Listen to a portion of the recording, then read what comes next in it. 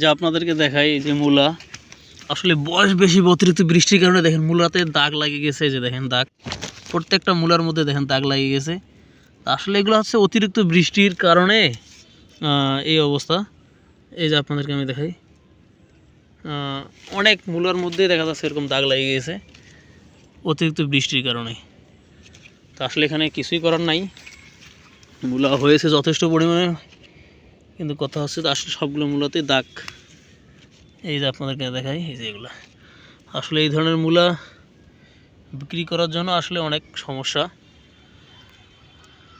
তো আসলে বৃষ্টি হলে তো আর কিছু করার নাই। তো অবশ্যই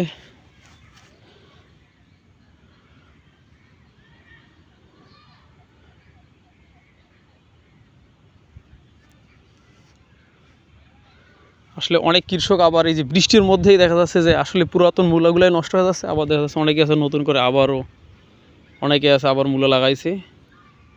এই যে দেখেন, অনেকে আছে আবার নতুন করে আবার মূলা লাগাইছে। আবার এই যে এখানে দেখাচ্ছি, দেখেন মূলা বৃষ্টির কারণে অনেক মূলা নষ্ট হয়ে যাচ্ছে। এই যে বৃষ্টি এখনও, এই যে পানি জমা আছে এখনও। তো আসলে সেই সকালবেলা একটু বৃষ্টি হয়েছিল, এখন পর্যন্ত পানি আছে। এই যে দেখেন, আসলে যদি বৃষ্টি না হতো তো আসলে এই মূলাগুলো অনেক সুন্দর হইতো এবং অনেক মোটা হয়ে যেত তাড়াতাড়ি। আসলে পর্যাপ্ত বৃষ্টির কারণেই আসলে ভালো হতে পারে নাই। তো যার কারণে সমস্যা। তো কৃষক কী করবে, নিরুপায় হয়ে তারা বিক্রি করে দিচ্ছে মূলা। এই যে দেখেন, আপনাদেরকে দেখায়, এই মূলাটা মোটামুটি ভালো আছে। এই যে মূলা দেখাচ্ছে, এই যে দেখাচ্ছে, এই যে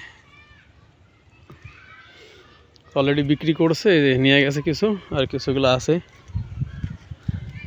আর অনেক কৃষক আছে নতুন করে যা আবার লাগাবে, এই যে জমি চাষ করছে।